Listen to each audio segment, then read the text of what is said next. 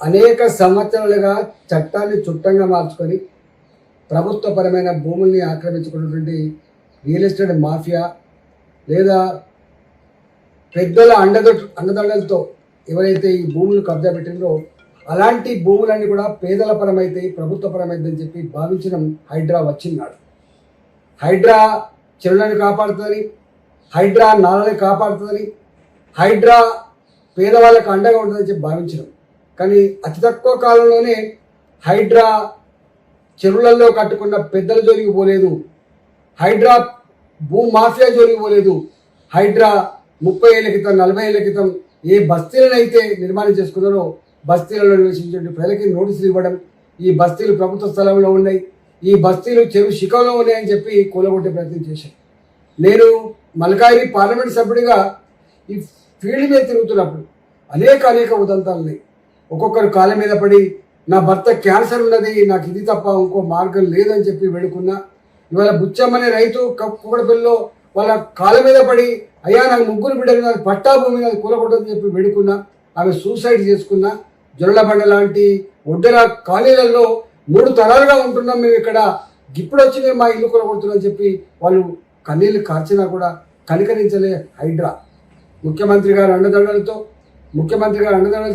ఇవాళ వాళ్ళ మీద దౌర్జన్యం చేసే ప్రయత్నం చేసి అనేక మార్లు నేను ఫీల్డ్ మీద ప్రజలకు అండగా ఉండి హైడ్రా చెరువులు కాపాడతలేదు, హైడ్రా ప్రభుత్వ భూములు కాపాడతలేదు, హైడ్రా పేదల ఉసురు పోసుకుంటుందని చెప్పినాం, పేదల ఉసురు తగ్గుతారు కూడా చెప్పినాం. ఇవాళ అనేక సార్లు కోర్టు కూడా మందలించింది, నువ్వు చట్టానికి అతీతంగా ప్రవర్తిస్తున్నావు, నీ ఇష్టమైన వివరించడానికి వీళ్ళు అని చెప్పి ఎన్నిసార్లు వేడుకున్నా కూడా చివరికి ముఖ్యమంత్రే ముందుకొచ్చి హైడ్రా అనే పదం ఇవాళ హిట్లర్ నుంచి తెచ్చుకున్న, అంటే హిట్లర్ వారసత్వంగా తెలంగాణ కొనసాగుతుందని చెప్పి ఆయనే స్వయంగా మాట్లాడిన తర్వాత ఇలా రంగనాథ్ గారికి, హైడ్రాకి, కమిషన్కి ఎంత హక్కులు వస్తాయో దాన్ని బట్టి మనకు అర్థం కావాలి. అంటే రెవెన్యూ డిపార్ట్మెంట్ కంటే, పోలీస్ డిపార్ట్మెంట్ కంటే, మున్సిపల్ అడ్మినిస్ట్రేషన్ డిపార్ట్మెంట్ కంటే ఒక్క మాట చెప్పాలంటే ముఖ్యమంత్రి తర్వాత మళ్ళీ ముఖ్యమంత్రి అంత అధికారం ఉన్నట్టుగా నాకు ఎవరికి చెప్పాల్సి అక్కర్లేదు, ఎవరి మాట వినాల్సి అక్కర్లేదు, కోర్టును పట్టించుకోవాల్సి అక్కర్లేదు అనే పద్ధతిలో కూడా వారు వివరించిన తీరు అత్యంత జుగుప్సాకరంగా ఉంది. ఇవాళ కోర్టు కూడా అనేక సార్లు నిన్ను జైలు పెట్టాల్సి వస్తుంది, నువ్వు అతీతంగా వివరిస్తున్నావు అని చెప్పి మందలించినప్పటికీ కూడా ఎక్కడ కూడా మార్పు రాలేదు.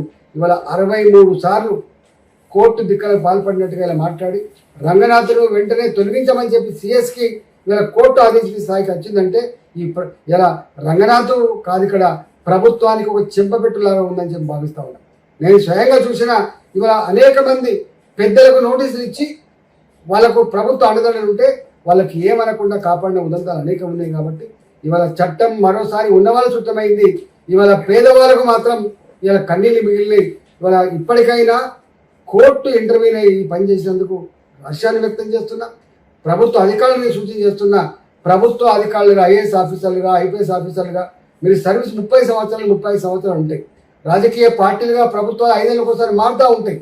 కానీ మీరు ఇష్టానికి లోబడి కాకుండా చట్టాన్ని లోబడి పనిచేసే ప్రయత్నం చేయాలి తప్ప బాసుల ఆదేశాలని తూచ తప్పకుండా పాటించి కటకటాలు పాలైనటువంటి అనేక ఉదంతాలు ఉన్నాయి. కాబట్టి ఇప్పటికైనా బాసులు ఆదేశించగానే 100ల సంఖ్యలో బుల్డోజర్లు పోవడం, 100ల సంఖ్యలో ఈ సిమెంట్ కాంక్రీట్ వెహికల్ పోవడం, 100ల సంఖ్యలో పోలీసులు పెట్టి ప్రజల మీద దౌర్జన్య ప్రయత్నం చేయొద్దని చెప్పి నేను డిమాండ్ చేస్తా ఉన్నా. ఇవాళ ఇప్పటికైనా ఈ చర్య జరిగినందుకు గర్విస్తా ఉన్నా. రెండవది, ఇవాళ రియల్ ఎస్టేట్ వ్యాపారం అంతా కూడా హైదరాబాద్ నగరంలో రియల్ ఎస్టేట్ వ్యాపారం ఇవాళ కొన్ని లక్షల మందికి ఉపాధి కల్పిస్తుంది. రియల్ ఎస్టేట్ బాగుంటేనే అనేక రకాల ట్యాక్సెస్ వస్తాయి, నేను స్వయంగా చూసిన. కానీ ఈ హైడ్రా వచ్చిన తర్వాత లేక్ వ్యూ అనే పదం పోయింది, ఈ రివర్ వ్యూ అనే పదం పోయింది. ఇవాళ ఒక అపార్ట్మెంట్లో ఇల్లు కొనుక్కోవాలన్నా, ఒక గేటెడ్ కమ్యూనిటీలో ఇల్లు కొనుక్కోవాలన్నా హైడ్రా పర్మిషన్ తెచ్చినవా అని చెప్పి అడిగేటువంటి స్థాయికి వచ్చింది. ఇలా మొత్తం రియల్ ఎస్టేట్ రంగం అంతా కుదేలైపోయింది. హైదరాబాద్లో లక్షల మందికి ఉపాధి లేకుండా పోయింది. ఇలా రియల్ ఎస్టేట్ వ్యాపారుల గుండెల్లో రైలు పరిగెత్తా ఉన్నాయి. నేను ఒకటే అంటున్నా, వ్యాపారం చేసుకునేవాడిని సపోర్ట్ చేయమంటలేదు. కానీ ఇవాళ హైడ్రా పర్మిషన్ అనేటువంటి పదం వచ్చిన తర్వాత ఎవడు అపార్ట్మెంట్ అమ్ముకోగలుగుతాడు, ఎవడు ఇలా ఇల్లు అమ్ముకోగలుగుతాడు, ఎవడు లేక్ వ్యూ అని పెట్టుకోగలుగుతాడు, ఎవడు ఇలా రివర్ వ్యూ అని పెట్టుకోగలుగుతాడు. ఇంత భయానకమైన వాతావరణం ఏర్పడుతుంది. కాబట్టి దీంట్లో మిడిల్ క్లాస్ కూడా 30 ఏళ్ల క్రితం మేము కోరుకున్న భూమి, 30 ఏళ్ల క్రితం కట్టుకున్న ఇల్లు ఇప్పటికి కూడా మాకు నోటీసులు వస్తున్నాయని చెప్పి భయపడే పరిస్థితి వచ్చింది.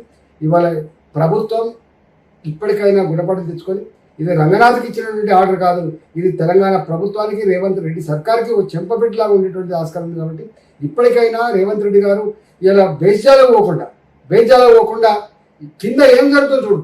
ఇవాళ మొత్తం ఈ ప్రభుత్వం ఏర్పడిన తర్వాత 2.5 సంవత్సరాల కాలంలో అతి ఎక్కువ ప్రజలతో చీకొట్టించుకునేటువంటి ఇవాళ సంస్థ ఏంటంటే హైడ్రా. దానివల్ల ఈ ప్రభుత్వానికి అయితే చెడ్డ పేరు వచ్చిందో మీకు ఇవాళ తెలియకపోవచ్చు, రాబోయే కాలం తప్పకుండా తెలుస్తుంది.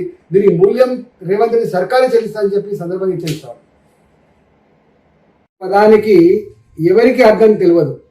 స్వయంగా ముఖ్యమంత్రి గారే అహంకారం ఎక్కువైపోయిన తర్వాత హైడ్రా అనే పేరు హిట్లర్ రాజ్యంలో ఒక కోర్ కమిటీకి ఉన్నటువంటి పేరు. ఆ కోర్ కమిటీ ఎవరినైనా జైలు పెట్టచ్చు, ఎవరినైనా చంపచ్చు, ఎవరి మీదైనా దౌర్జన్యం చేయొచ్చు. అంటే ఒక మాట చెప్పాలంటే దానికి హక్కులతో సంబంధం లేదు.